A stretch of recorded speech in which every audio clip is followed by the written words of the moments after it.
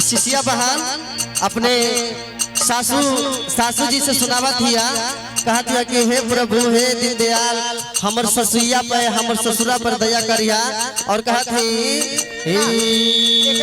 रोज सुबह उठिए के शिवाजी तरकारियों ना मनवा,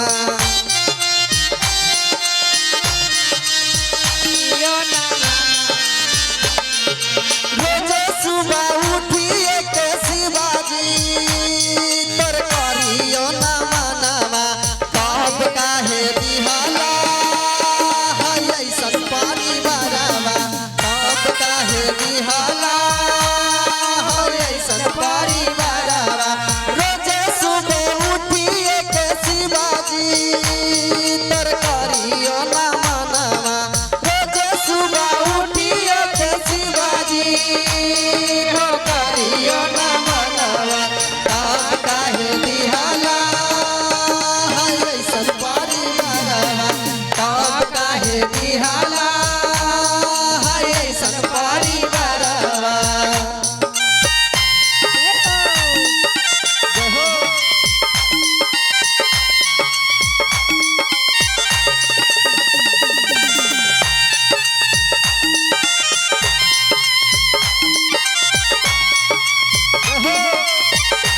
बोल शंकर भगवान की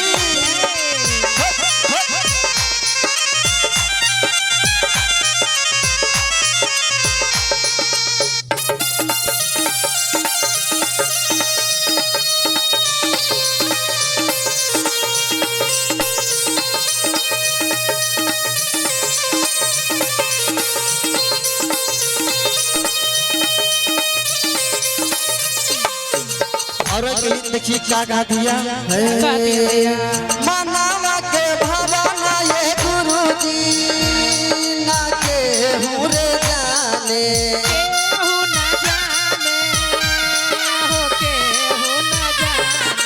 मनावा के भवाना ये गुरुजी ना के हुरे जाने, सोचे ना समाजे डाइनिया नाम से जाने, सोचे ना समाजे डाइनिया नाम से जाने।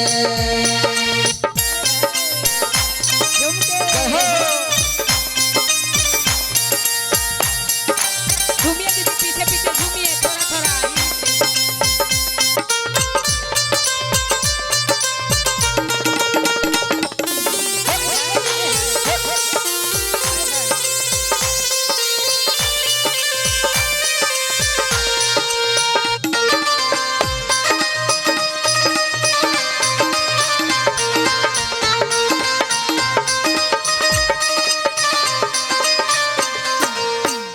और देखिए क्या कहा दिया क्या कहते हैं भैया? आगो लागो गुरुजी रीतियारी बजावा,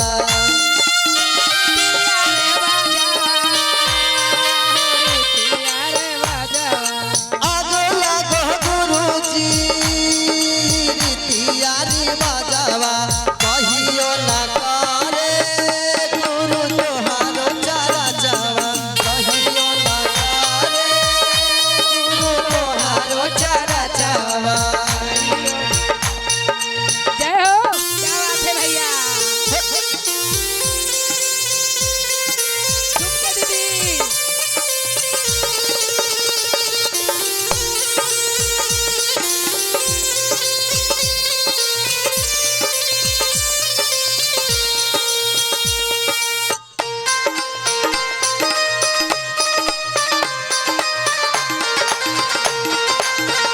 जय हो।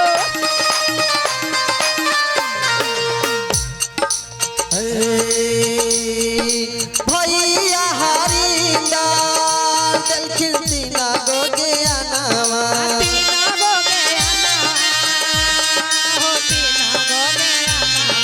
भैया हरिंदा दिल खिलती ना गो ज्ञानवा, दया ना मन चरा के करी हम बखानवा, दया ना मन चरा के करी हम बखानवा, सासु ना दिया के ताना जे